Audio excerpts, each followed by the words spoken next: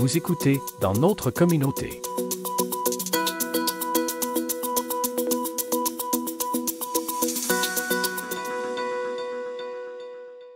Le 2 mai, il y aura une collecte de sang à l'Aréna de Grande-Rivière et on va parler de l'importance de donner du sang en compagnie de Marion Fortin, conseillère en organisation de collecte. Bonjour. Hey, bonjour, bonjour. Alors, les, euh, le don de sang, bon, c'est important, c'est parce que Emma Québec, c'est pas Emma Québec, mais c'est plutôt les hôpitaux en ont besoin de beaucoup. Donc, qu'est-ce que le don de sang, ça se passe comment? Mais en fait, là, je vais, pour répondre un petit peu à votre question, chaque 80 secondes, quelqu'un a besoin d'un don de sang au Québec. Donc, je vous dirais que Emma Québec se doit de fournir aux hôpitaux québécois environ 1000 dons de sang par jour. 70% de ces dons-là euh, sont fournis par les collectes mobiles qui se promènent un peu partout au Québec. Et ensuite de ça, 30% de ces dons-là vont être fournis par les centres fixes qui se retrouvent également un peu partout au Québec, soit Saguenay, Montréal, Québec. Donc, on est en mesure de fournir les hôpitaux québécois. Je vous dirais comment ça se passe. Donc, on va être chez vous, comme vous le disiez tantôt, à partir du 2 mai prochain. On se promène un peu dans la région de la Gaspésie. 2 mai prochain, au centre sportif, on invite les gens à venir donner, des gens de 18 ans qui sont en bonne santé pour pouvoir venir faire un don. Là, on vous attend en grand nombre, puis généralement, je vous dirais que ça répond très bien là, du côté de Grande-Rivière. Là, on a des belles collectes avec des beaux objectifs qui sont remplis. Qui peut en donner? En fait, comme je viens de dire, on a les gens de 18 ans qui sont en bonne santé. C'est certain il y a certains critères à respecter. Ce que je vous dis, c'est que moi, je suis pas infirmière, donc je peux pas être en mesure de répondre côté plus médical. Donc, ce que je vous conseille, c'est d'aller sur le site Internet d'Emma Québec. À ce moment-là, vous allez avoir l'onglet 100 avec les critères de sélection. Puis, je vous invite aussi à téléphoner. Il y a un petit numéro que si vous avez des questions un peu plus pointues, le personnel de Québec est en mesure également de répondre à vos questions sur place. Il y a un questionnaire qui est rempli, qui est rempli et révisé, pardon, par les infirmières des Québec là, qui sont en mesure de vraiment répondre à vos questions et ça de façon confidentielle. Donc, c'est ça, c'est pour ça en gros. Est-ce qu'il y a des mythes qui entourent le don de sang qui empêcheraient des gens de venir parce qu'ils sont peut-être mal informés? Oui, ben en fait, effectivement, moi ce que je vous dis, c'est que bien souvent il y en a qui me disent ah moi j'ai déjà eu un enfant, je peux pas donner de sang. Ah moi j'ai tombé malade, ah j'ai eu un cancer, je peux pas donner de sang. C'est sûr que comme je vous dis, moi je suis pas infirmière, mais au niveau de ces questions-là, le personnel d'Emma Québec sont en mesure de pouvoir répondre à vos questions. Euh, on, on a effectivement des fois des petites questions. Ah, d'ailleurs, depuis le 4 décembre dernier, la communauté LGBTQ+, peut faire des dons. Donc, les personnes ayant des rapports sexuels avec hommes ayant un rapport sexuel avec hommes, peuvent venir donner depuis le 4 décembre dernier, ce qui est pas encore, ce qui commence là à être vu là plus là, au niveau des Québec là. Donc, effectivement, moi je vous dis de poser les questions, de le demander. On est toujours en mesure de pouvoir là, répondre là, très facilement à vos questions. Quand on fait un don de sang, c'est pas juste le sang lui-même, ça peut être divisé. Oui. Oui, effectivement. Donc, en fait, là, votre don de sang est séparé en plusieurs dons. On dit qu'un don de sang peut sauver entre 2 et 4 vies. Donc, je vous dirais que quand on reçoit le don de sang au laboratoire à Québec, ce don de sang-là est pris et est divisé, soit le plasma, les plaquettes et les globules rouges qui vont être divisés dans des sacs différents et ensuite qui vont être transfusés là, aux patients selon leur groupe sanguin. Donc, c'est pour ça qu'on dit qu'environ un don de sang est bon pour sauver entre 2 et 4 vies. Donc, je vous dirais que de venir faire un don, ben, ça peut aider pas juste une personne, ça peut en aider plein. Donc, moi, je pense que c'est vraiment c'est une très bonne raison là, de venir faire un don. Vous parliez que les hôpitaux ont besoin de 1000 poches de sang par jour. Et Euh, Sur dans les statistiques que j'ai vues, c'est indiqué qu'il y a 3% des donneurs potentiels qui viennent donner du sang.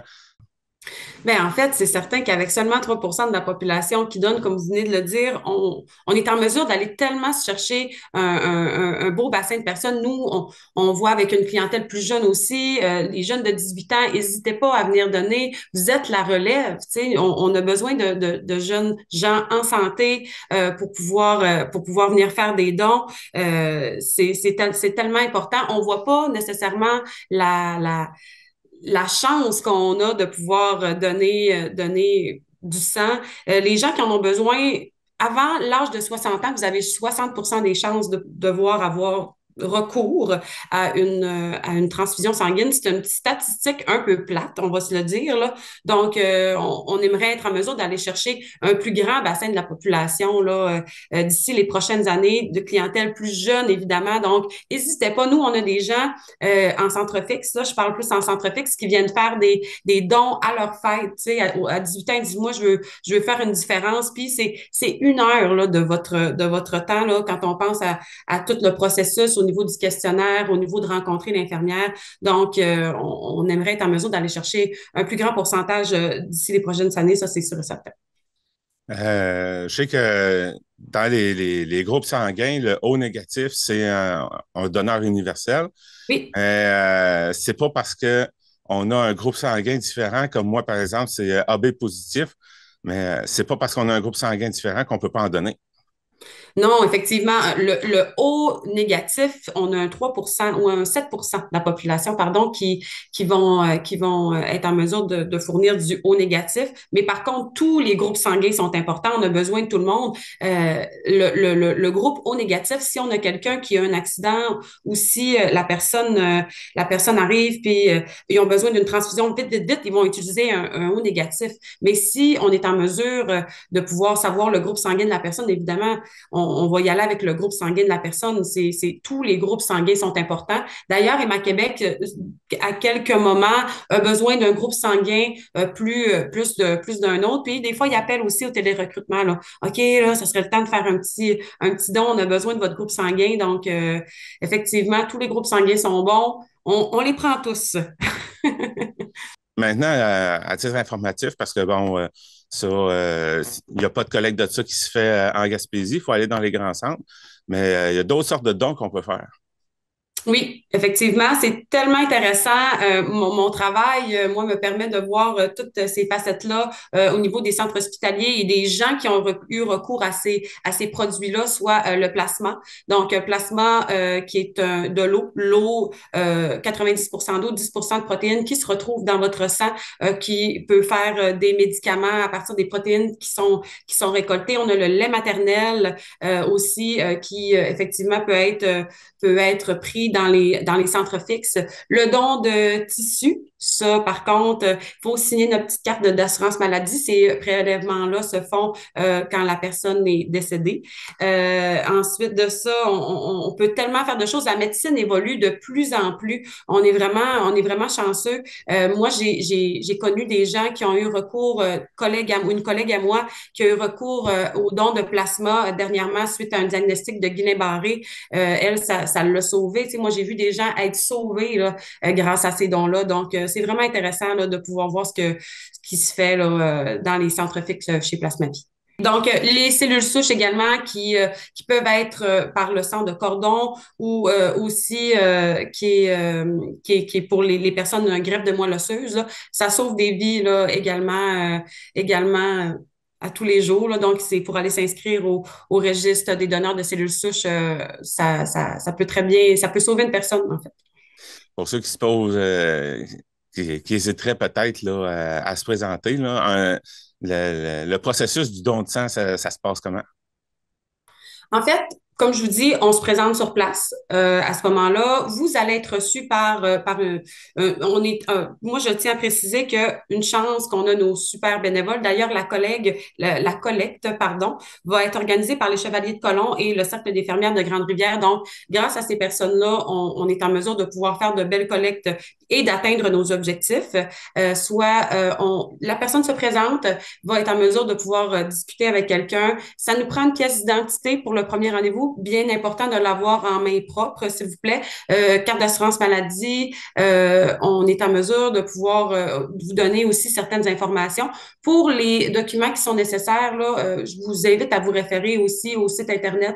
Carte d'assurance maladie, le passeport aussi est accepté. Donc, ils vont vous faire remplir ensuite de ça un questionnaire, rencontrer une infirmière pour voir si vous avez si vous avez les critères. On remplit le questionnaire et ensuite de ça, ce questionnaire-là va être regardé avec une infirmière qui, elle, va pouvoir répondre aussi à vos questions si questions il y a.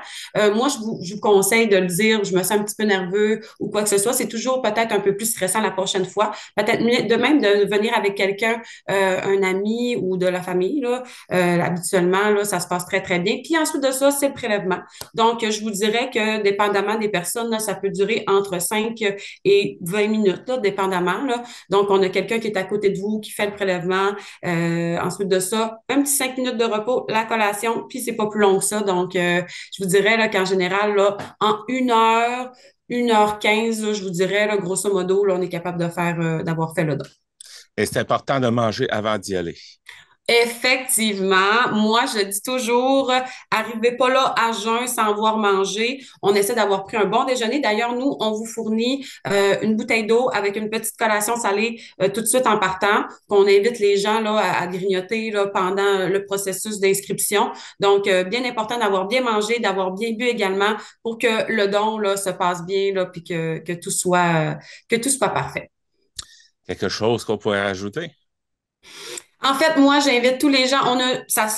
Habituellement, quand on se présente à Grande-Rivière, on atteint des objectifs grâce aux donneurs qui sont vraiment généreux, puis grâce aux bénévoles. Donc, je vous invite à venir en grand nombre le 2 mai de 14h à 20h au centre sportif, complexe sportif Desjardins de Grande-Rivière. Donc, merci beaucoup d'être toujours être au rendez-vous. C'est vraiment très apprécié. Vous avez un objectif de combien cette année? Un objectif de 160 que je suis certaine que nous allons obtenir avec grand succès. J'en suis convaincue. Eh bien, Marion Fortin, merci beaucoup de nous avoir parlé du don de sang. Merci à vous, c'est très gentil. Merci beaucoup, bonne journée. Marché Richelieu de Cap-d'Espoir, l'endroit où faire son épicerie devient un plaisir à découvrir et à partager. Venez déguster nos produits du terroir gaspésien et nos spécialités cuisinées ici même, la cuisine de notre chef Nicolas. Que ce soit pour le prêt-à-manger ou un dessert fait maison, pour des produits frais, de la bonne bière gaspésienne ou simplement pour le plein d'essence, rendez-vous au marché Nicolas de Cap-d'Espoir.